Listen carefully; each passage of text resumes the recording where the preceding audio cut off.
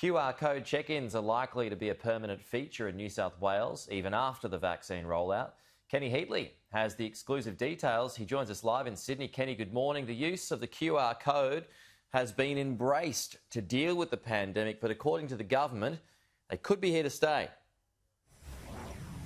Good morning, Pete. Well, yes, as you know, the QR code check-in system was brought in to fight the pandemic for the purposes of contact tracing. So far, there's been 45 million check-ins through the Service New South Wales app, and it was mandated at the start of the year for every business in New South Wales to use the Service New South Wales government system, and that data after you check in is kept for 28 days. We're told last year it was the choice of the business whether they use the government's version or a private system. Well, I had a chat with the Customer Services Minister Victor Dominello, and I asked him the question, are QR code check-ins going to be a permanent feature in New South Wales even after the vaccine rollout and after the pandemic? I think that there will be a place for QR codes. Like, in many ways, QR codes is an old technology. It's been around for a decade or so. I think moving forward, everything changes in the technological settings. But as long as we get our privacy and security settings in place, put some transparency and ethics around it, whatever the technology comes in place, as long as we can build trust around privacy, security, transparency and ethics, then we've got something that the great people of our state can use with confidence and with trust. So look, I do see a place for QR codes in the short to medium term until the next wave of technology comes through.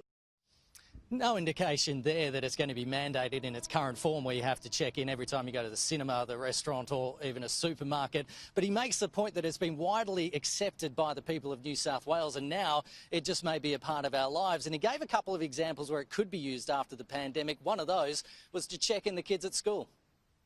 When you go to a school, why do you need, as a visitor to the school, to write your name in pen and paper? That's a bit silly, because when you go and write your name in pen and paper, then the person after you can see all your details. And I don't know about your audience, but I know every time I go to a school, it takes time. If I've got a QR code and they can then see that I'm legitimate, I've got all the requisite passes, well then why wouldn't you use that system that's already been in place? Meanwhile, Kenny, the Customer Services Minister wants a federal electronic vaccine passport instead of a state-issued one. Yes, well, we heard comments from the Premier, Pete, earlier saying that she wants incentives for people in New South Wales to take up the vaccine as it starts rolling out from mid-next month. Well, a part of those incentives she was thinking was to have evidence on your phone or an app or through Service New South Wales, a green tick to show that you've had the vaccine, and then ideally it would be up to the venues, businesses, workplaces, whether they allow people into their venues if they haven't had the vaccine or not. Victor Dominello wants a federal system across Australia-wide because he doesn't want the residents of New South Wales to be disadvantaged in any way. Take a listen. We need a federal system so that there are not artificial borders going up because one state is more advanced than the other. And of course, vaccine data would have to come from Medicare and the federal government anyway. So, Pete, it's an interesting topic, and generally it's the broader question as well with the QR code systems, what stays and what goes following the pandemic.